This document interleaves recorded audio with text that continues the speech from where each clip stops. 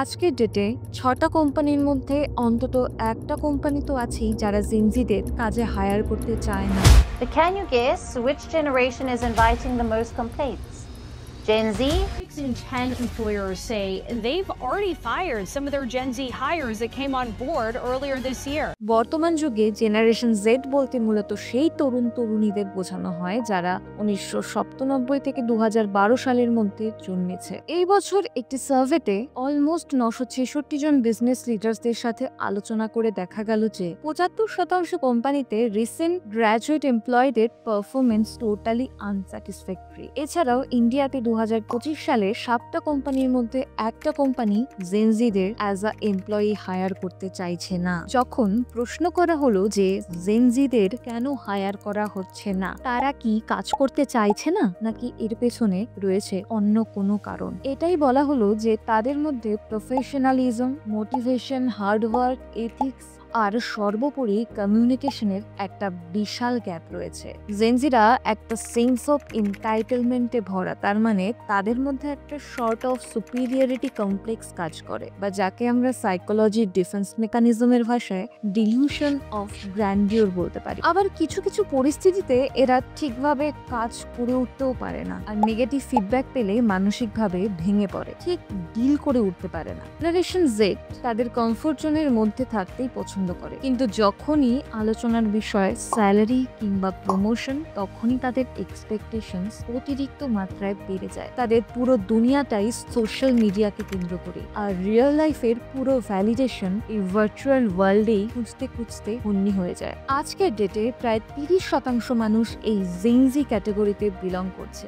এই বছরের শেষে প্রায় ২৭% ওয়ার্কফোর্স শেয়ার এই জেনজিদেরই হবে, এটাই আশা করা যায়। আর পরবর্তী সময়ে এরাই আমাদের সব ওয়ার্কফোর্সকে দখল করবে। আপনার কি এখানে কোনো ডাউট আছে? আমার তো নেই। একজন ১৮-২০ বছর বয়সের পার্সপেক্টিভ থেকে যদি আপনি ভেবে দেখেন, তাহলে আমাদের মধ্যে অনেকে আছেন যারা এই জেনারেশনে বিলং করে। তাদের বলছি, আপনারাও জানুন যে এই প্রবলেমের পেছনে আসল কারণ কি আছে, আর কি করে এই প্রবলেমগুলোকে আমরা ইজিলি ডিল করতে পারবো।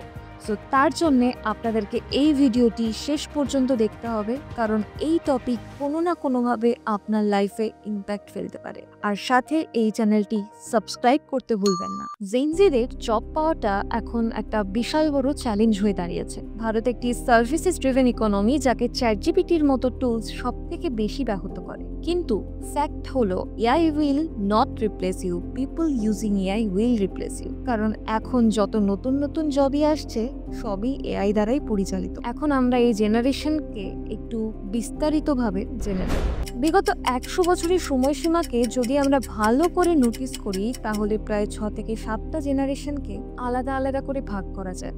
কিন্তু এই প্রজন্মগুলিকে নাম দেওয়ার পেছনে পার্টিকুলার কোনো অর্গানাইজেশন বা কোনো অথরিটি নেই। যেটা আমাদের মিডিয়া ডিসকাশনে পপুলার হচ্ছে, আমরা সেটাকে অ্যাডপ্ট করছি। মোস্ট প্রবাবলি জন্মসালের ভিত্তিতে আমরা জেনারেশনকে ভাগ করে নিতে পারি। ইউজুয়ালি যারা ১৯২৮ থেকে ১৯৪৫ সালের মধ্যে জন্মেছে, তাদের আমরা বলি সাইলেন্ট জেনারেশন। ১৯৪৬ থেকে ১৯৬৪ সালের মধ্যে যারা জন্মেছে, তাদের আমরা বলি বেবি বুমার্স। ১৯৬৫ থেকে ১৯৮০ সালের মধ্যে যারা জন্মেছে, তাদের আমরা বলছি জেনারেশন এক্স। ১৯৮১ থেকে ১৯৯৬ সালের মধ্যে যারা জন্মেছে, তাদের আমরা বলি জেনারেশন ওয়াই বা মিলেনিয়ালস।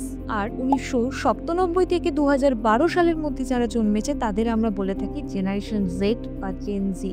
জেনারেশন শুধু এখানেই থেমে নয়, এরপর ২০১২ থেকে ২০২৪ সালের মধ্যে যারা জন্মেছে, তাদের আমরা বলি জেন আলফা। আবার যারা ২০২৫ বা তারপর জন্মাচ্ছে, তাদের আমরা বলছি এবং বলবো জেন বিটা। এই টাইম পিরিয়ডে কর্মক্ষেত্রে আমরা জেন এক্স বা মিলেনিয়ালস আর জেন জি এদেরকেই দেখতে পাই। ম্যাক্সিমাম সিনিয়র পোস্টে যারা বিলং করেন, তারা হলো জেন এক্স। এই Gen X work ethics, morals আর ভ্যালু সিস্টেম নিয়ে খুবই সিরিয়াস। আর বাকি থাকলো জেনজি, যারা প্রায় বিগত 7 থেকে 8 বছর ধরে ধীরে ধীরে কর্মক্ষেত্রে আসছে। যদি জেনজিদের ভ্যালু, মোরালস আর বিলিফসের ব্যাপারে কথা বলতে যাই, তাহলে এদের ওয়ার্ক লাইফ ব্যালেন্স নিয়ে খুব সেন্সিটিভিটি দেখা যায়। জেনজিরা তাদের পার্সোনাল আর প্রফেশনাল লাইফের মধ্যে একটা বিশাল সেপারেশন আনতে চায়। একটা সমীক্ষায় দেখা গেছে যে 62% জেনজি একটা বেটার ওয়ার্ক লাইফ ব্যালেন্স পাওয়ার জন্য অল্প স্যালারি নিতেও রাজি হয়ে যাচ্ছে। অলমোস্ট 72% জেনজি তাদের ওয়ার্ক লাইফ ব্যালেন্স করতেই পারছে না। মেন্টাল হেলথ ছাড়াও এরা আরো কটি জিনিসের উপর ফোকাস করে, যেটা হলো তাদের এনভায়রনমেন্ট, সোশ্যাল আর পলিটিক্যাল ওপিনিয়ন্স। 13 থেকে 28 এই বয়স সীমার মধ্যে জেনজিরা পড়ছে, আর এদের একটা বড় পার্ট সোশ্যাল অ্যাক্টিভিস্ট, সোশ্যাল জাস্টিসের মতো কাজের সাথে ইনভলভ। ক্লাইমেট চেঞ্জ থেকে শুরু করে সমাজ কল্যাণ পর্যন্ত প্রতিটি ক্ষেত্রে এরাই সবচেয়ে বেশি তৎপরতা দেখায়। ইনফ্যাক্ট অন্যান্য জেনারেশনের সাথে তুলনা করলে দেখা যায় এরা সাস্টেইনেবল বা টেকসই প্রোডাক্টেও বেশি বিশ্বাস করে। সার্ভে তো আমাকে সেটাই বলছে। আবার আরও একটি স্টাডি বলছে যে জেনজিরা প্রত্যেকটা ব্যাপারে প্রোটেস্ট করে, তাই আজকে আমরা এত বড় একটা জেনারেশন গ্যাপ ও থট প্রসেস চেঞ্জেস দেখতে পাচ্ছি। এটাকে আপনি সেন্স অফ এন্টাইটেলমেন্টই বলুন আর এক্সপ্রেশন অফ ইন্ডিভিজুয়ালিটি, সেটা পুরোপুরি আপনার ব্যাপার। কিন্তু এর ফলাফল এটাই দাঁড়াচ্ছে যে তারা একটি ওয়ার্ক প্লেস খুঁজছে যেখানে তারা নিজেদের সাথে তাদের ওয়ার্কশিটটাকে ধরে রাখতে পারবে।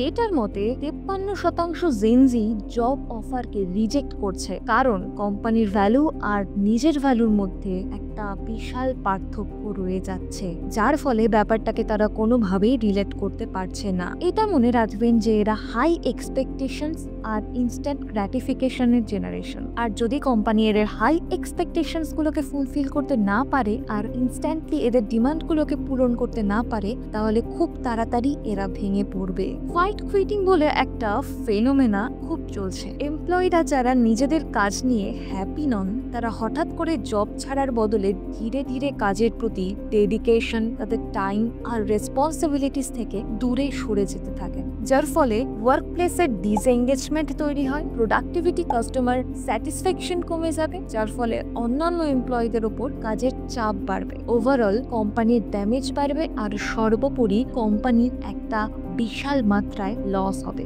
আগেও বলেছি যে জেনজিরা তাদের মেন্টাল হেলথের উপর একটু বেশি ফোকাস করে। নিঃসন্দেহে সেটা খুব ভালো কথা, কিন্তু এর একটা ইরিভার্সিবল এফেক্ট সামনে আসে, আর সেটা হলো অ্যান্টি হাসেল কালচার। এরা আসলে সাকসেসের থেকেও বেশি প্রায়োরিটি দেয় তারা কি করতে ভালোবাসে আর তাদের শখ বা ইচ্ছেগুলোকে। এটা শোনা যাচ্ছে যে এই মেন্টাল হেলথের কারণে ভারতে প্রতি বছর প্রায় $14 বিলিয়ন লস হচ্ছে। রিসেন্টলি 2024-25 একটি সার্ভেতে মেনশন করা হয়েছিল যে সপ্তাহে 55 থেকে 60 ঘন্টার বেশি কাজ করলে অ্যাডভার্স হেলথ এফেক্ট হতে পারে, কিন্তু তবুও ভারতে অধিকাংশ কোম্পানিজ সপ্তাহে 90 ঘন্টার বেশি সময় ধরে কাজ করাচ্ছে, যার ফলে কাজের প্রতি অনীহা জন্মায় আর কাজ করার প্রবণতা কমে যায়। জেনজির আগের জেনারেশনগুলিতে সবাই বটম থেকে কাজ করতে চাইতো, আর তাদের কাজ করতে বোরিং লাগলেও তারা সেই কাজটি মুখ বুঝে করে যেত। কিন্তু এখন টেকনোলজি আর অটোমেশনের যুগে repetition of work have totally ended. তারা বিশ্বাস করে কুইক মানিতে আর শর্ট টার্ম সাকসেসে, তাই এরই ফলস্বরূপ হিসেবে তারা জব হপিং করে, একটা জব থেকে আর একটা জবে দ্রুতই চলে যায়। প্রতিটি অর্গানাইজেশন যখন এমপ্লয়ীদের নিয়োগ করছে, তখন তারা তাদের ওপর তাদের অনেক এনার্জি, তাদের প্রেশাস টাইম দিচ্ছে এই ভেবে যে তারাই আমার বা আমাদের কোম্পানির ফিউচার। কিন্তু ম্যাক্সিমাম ক্ষেত্রে দেখা যাচ্ছে যে 1 বা 2 বছরের মধ্যে তারা তাদের ওয়ার্ক প্লেস থেকে সরে যাচ্ছে, ফলে তারা সাকসেসের টপ নচে পৌঁছানোর বদলে একদম নিচে তলিয়ে যাচ্ছে। এখন আমি কিন্তু এখানে আর জেনজিদের নিয়ে কোনো স্টেটমেন্ট দিচ্ছি না। এই যে ধরুন না রুকেশ, সেও এই জেনারেশন থেকে বিলং করে, সেও আজকে প্রুভ করে দিয়েছে। নীরজ চোপড়া টোকিও অলিম্পিক্সে ভারতকে গোল্ড মেডেল এনে দিয়েছিল। এরকম অনেক এক্সাম্পল আছে যারা এই জেনারেশনে থেকেও নিজেকে প্রমাণ করছে এবং প্রমাণ করে চলেছে। ইভেন মোদিজি এই জেনারেশনকে ক্যান ডু জেনারেশন বলেছেন।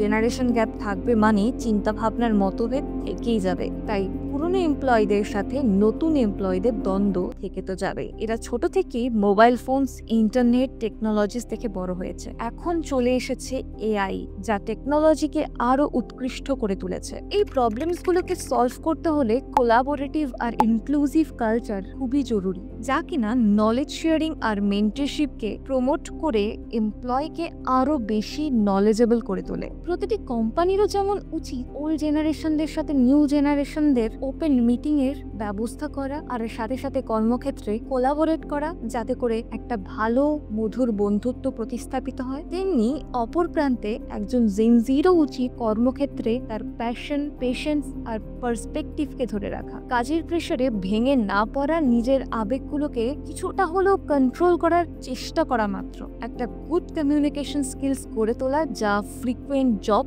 হপিং টেন্ডেন্সিকে অনেকাংশে কমিয়ে দিতে পারে। যদি আমরা এই বিষয়গুলিতে আরো বেশি ফোকাসড হই, তাহলে জেনজি এমপ্লয়িজরা আরো বেশি স্কিলড, কনফিডেন্ট আর এনগেজড হবে, যা ভবিষ্যতে প্রতিটি ইন্ডিভিজুয়াল আর অর্গানাইজেশন দুটোর ক্ষেত্রেই অনেক বেশি লাভজনক হবে। ফিডব্যাককে পার্সোনালি না নিয়ে প্রফেশনালি নিতে হবে আর ওপেন মাইন্ডলি নিতে হবে, যা অন্যান্য এমপ্লয়ীদের প্রতি গ্র্যাটিটিউড আর রেসপেক্টকে ইঙ্গিত করে। দুনিয়া এখন অনেক বেশি কম্পিটিটিভ, তাই হার্ড ওয়ার্ক করো, কিছু কিছু পরিস্থিতিতে স্যাক্রিফাইস করো, যা তোমাকে সফলতার এক শীর্ষে পৌঁছে দিতে পারে। এখন সবকিছুই ডিপেন্ড করছে তোমার ডিসিশনের উপর। চ্যানেলটিতে লাইক, কমেন্ট আর সাবস্ক্রাইব করতে একদম ভুলবেন না। সঙ্গে থাকছে এসআর টক্স, আবার আসছে নতুন কিছু ভিডিওস নিয়ে।